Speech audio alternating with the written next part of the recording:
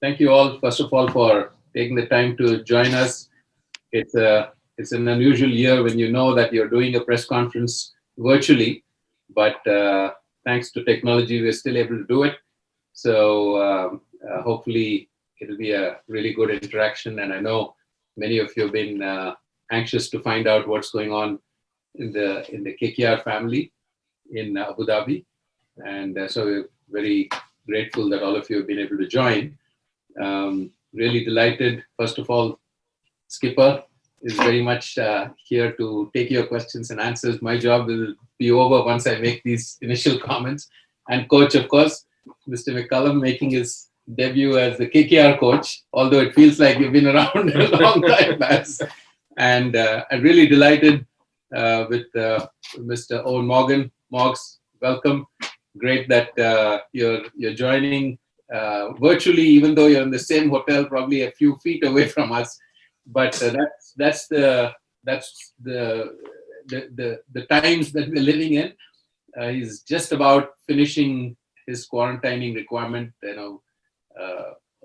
Morgs and Pat Cummins and Tom Banton. So hopefully we'll see them out in open air sometime later today. So fingers crossed on that front.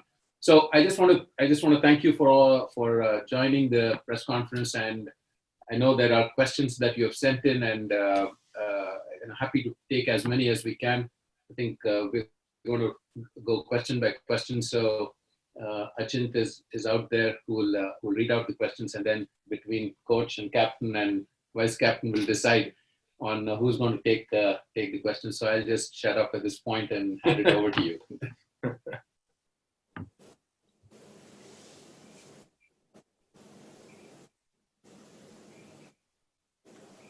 Eoin Morgan, Morgs, can you talk us through your camaraderie with Brendon McCullum? Yeah, of course. We're very good friends. I've been for a number of years now. I suppose the friendship started like any friendship does, with finding things that you enjoy in common, and I suppose making memories together through enjoying those things. And certainly there are a number of things, particularly when it comes to sport, that we enjoy. Probably horse racing is the main one, rugby as well, that both of us really enjoy experiencing. We've had some great days out, both together and with our families, and made some good memories. So we're good mates. Question for Brendon. In the last auction, KKR spent a lump sum amount to rope in Pat Cummins, who would have been ideal bowler on the pacey and bouncy tracks of Eden Gardens. However, under current circumstances on slow, low UAE pitches where his extra pace can go against him, how does the team management would like to use the Aussie speedster? Yeah, well, first and foremost, I think the conditions are probably a little similar to Eden Gardens. If we look at the first few games of this tournament, I think because the pitches in the UAE have not been utilised over the last few months, they seem to have quite a fresh tinge to them. And I think we've already seen so far in this tournament that fast bowlers have excelled, particularly ones who operated in and around that test match length. And if we look at the number one test bowler in the world, it is Pat Cummins. So I think through maybe a little bit of good fortune, we've probably landed in these conditions where his bowling should suit us. But we're delighted to have him on board. Not only is he a wonderful cricketer and he'll do a great job for us on the field, but he's also a strong leader and a wonderful human being who's been a part of the KKR franchise before, which is, again, another really important cog in the wheel for us as a franchise. Question for DK. As we could see all the first three matches, the captain winning the toss decided to field first. How much of the factor will dew be? I think it's been a little up and down in Abu Dhabi. Certain days there's been dew, and certain days when we went to practice and when we went to field, there wasn't too much dew. So it's a call we'll be taking on the day of the game. I think it's a hard one to predict that. So we'll keep that in mind, but I think the decision will be taken on the day of the game.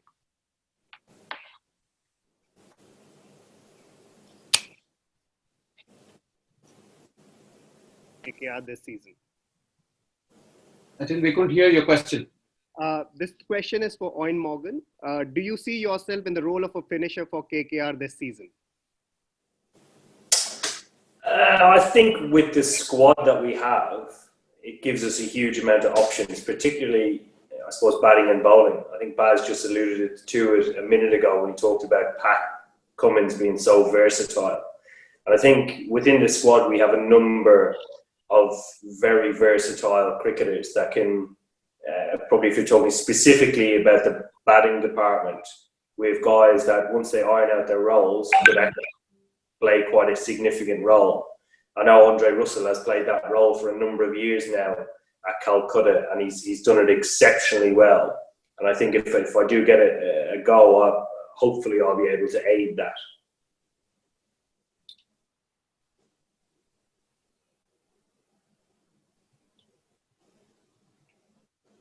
Plan to manage the workload of Andre Russell? Will he be bowling in IPL as he didn't bowl much in the CPL?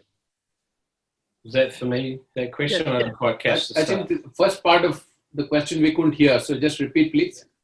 How do you plan to manage the workload of Andre Russell? Will he be bowling in the IPL as he didn't bowl much in the CPL? Who's that for? Brendon McCullum.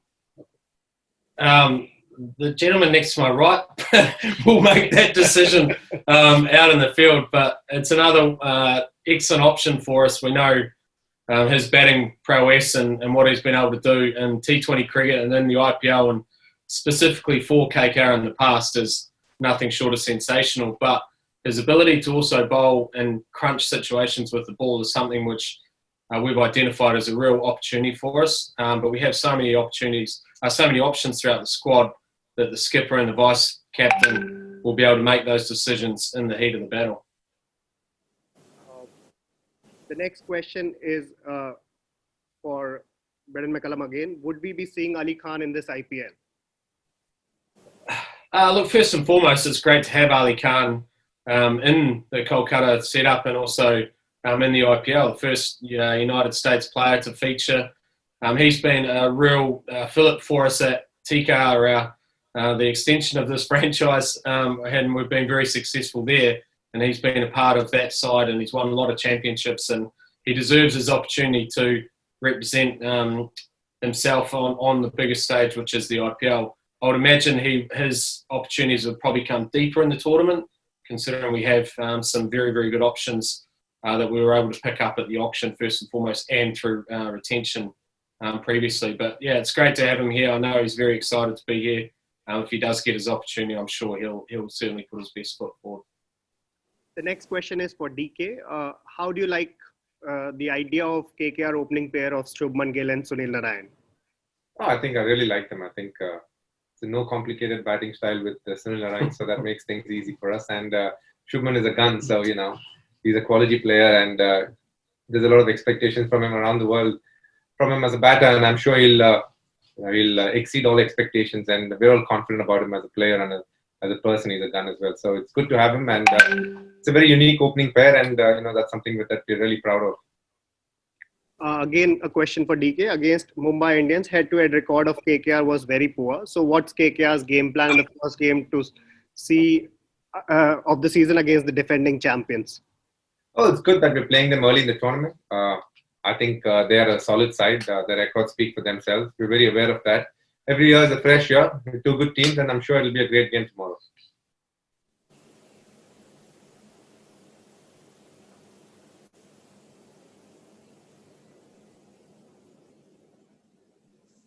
Eoin Morgan, you have just come back from Manchester. Will it be an issue to adapt on UAE pitches? Yeah, I hope. I think having watched the game so far, the wickets, I suppose, like the coach alluded to, have a tinge more of green than we probably have thought coming to play in the UAE. So, if anything, so far in the tournament, and I think this will continue to change, they've been more similar to English pitches than any other.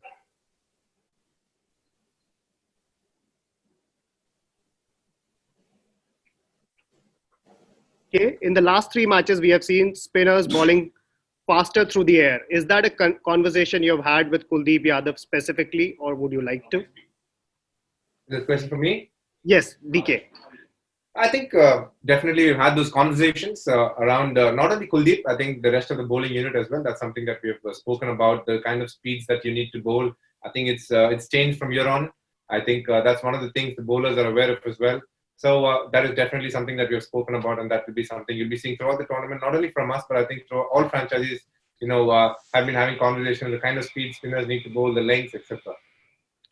Another question for DK. Do you plan to bat up the order ahead of Nitish Rana this time, since last year the change of position proved successful for the team?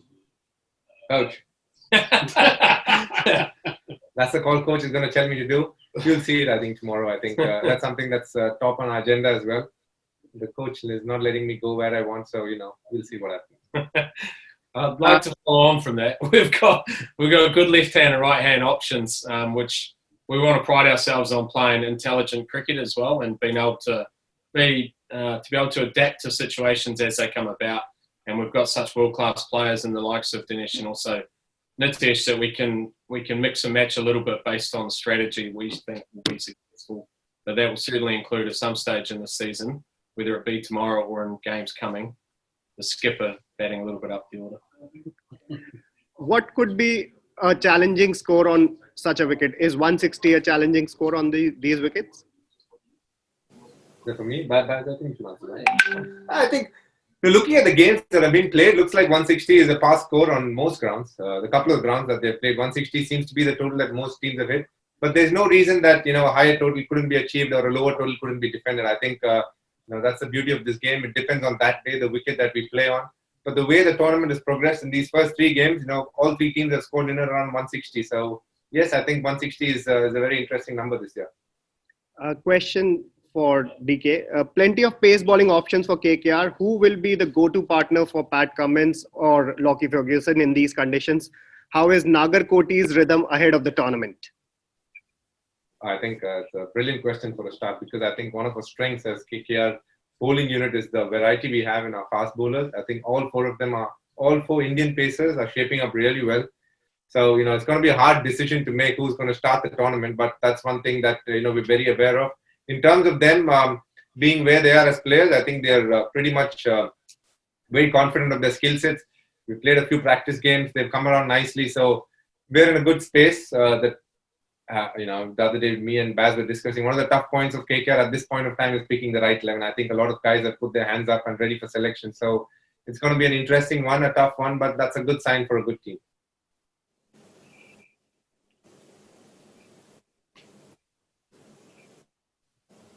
Morgan's game since he last played for KKR, aside from the small fact that he led England to a World Cup win? Can you just repeat that first part of that? So the question is for Eoin Morgan. What has changed in Eoin Morgan's game since he last played for Kolkata Knight Riders, aside from the small fact that leading England to a World Cup win?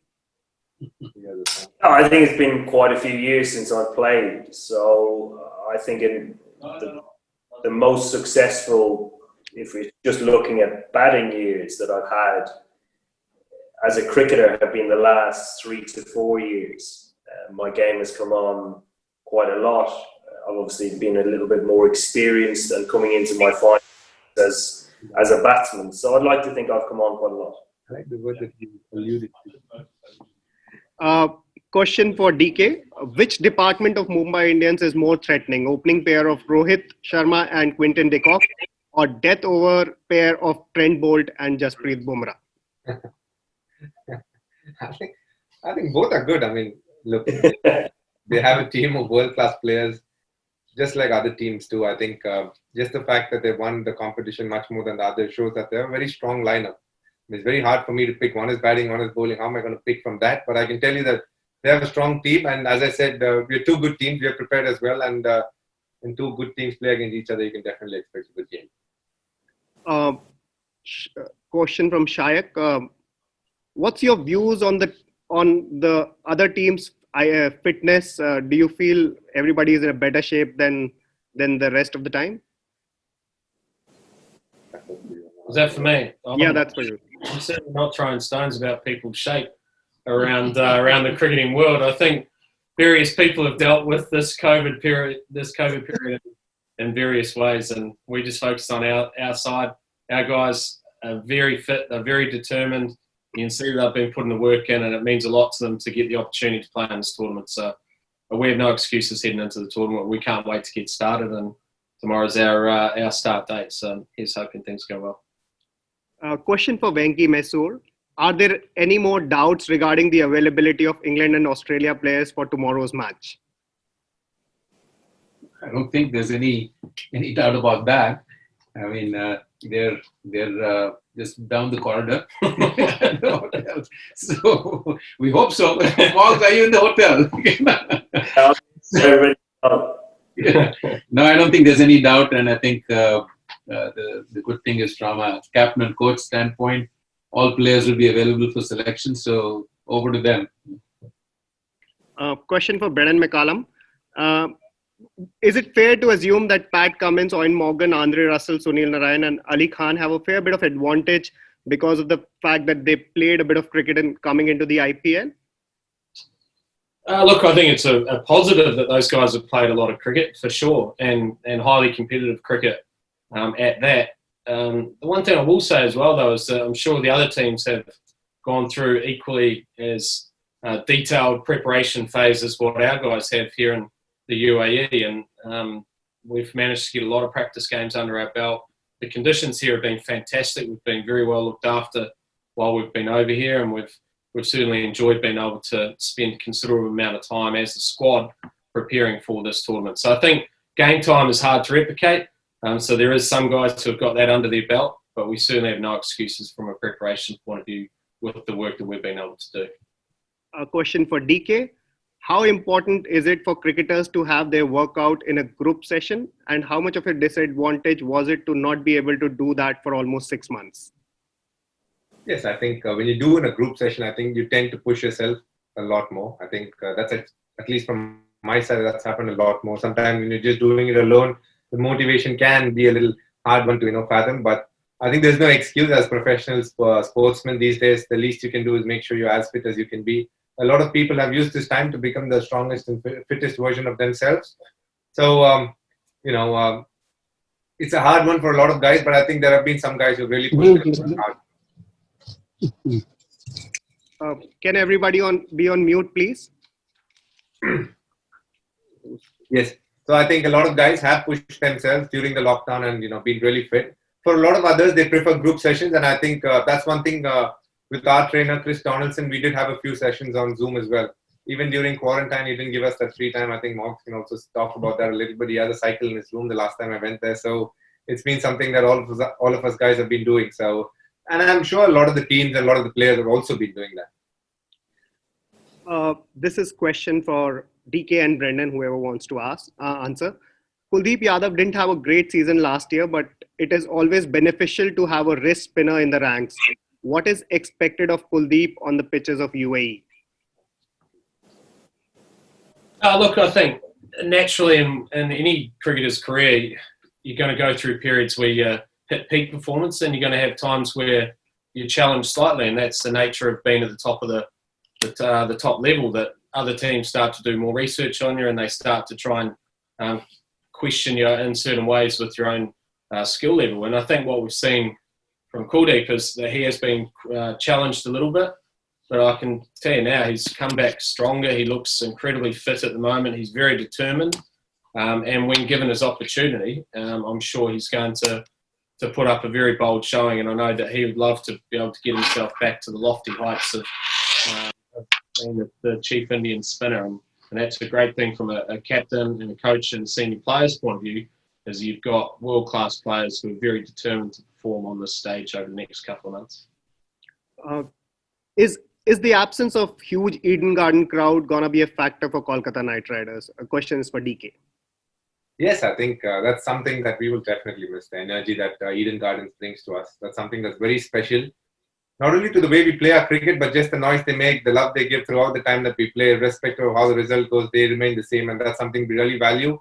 We will miss that, but as I keep saying, that's the one reason we'll be playing this tournament for. The people out there, we'll want to make them proud and put a smile on their faces. Every time they see KKR play, I think they should be proud of the way we represent ourselves on the field. The final question. Have you guys talked about celebrations in these testing times? It was noticed that there was a lot of high times from RCB players in the last night's match. Look, I think, sometimes it's hard to hold emotions. I think, everybody wants to be careful. I think off the field, you can see there's social distancing between me and Venki sir itself during this press conference. So, we're trying to do as much as all of that possible. But once you get on the ground, I think sometimes you need to allow the emotions to come through a little bit. I think you can't be too robotic about it. I think we're all in a bubble. I think we're all making sure that we don't do anything silly by moving out of the bubble. So given the fact that we're all together, I think you should give us a little bit of leeway and allow us to celebrate whenever we pick a wicket. And hopefully that happens very often during when we bowl. One more has popped in for DK. Who could be the surprise package for KKR this year?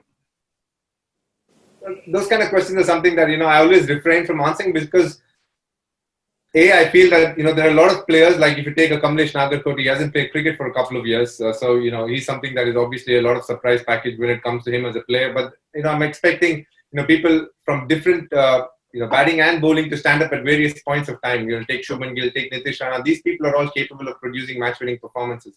We have seen that time and time again. So I wouldn't like to pick up one. I think the bigger question for me would be that we all pull in together as a team and make sure every time somebody does something special, they help us cross the line.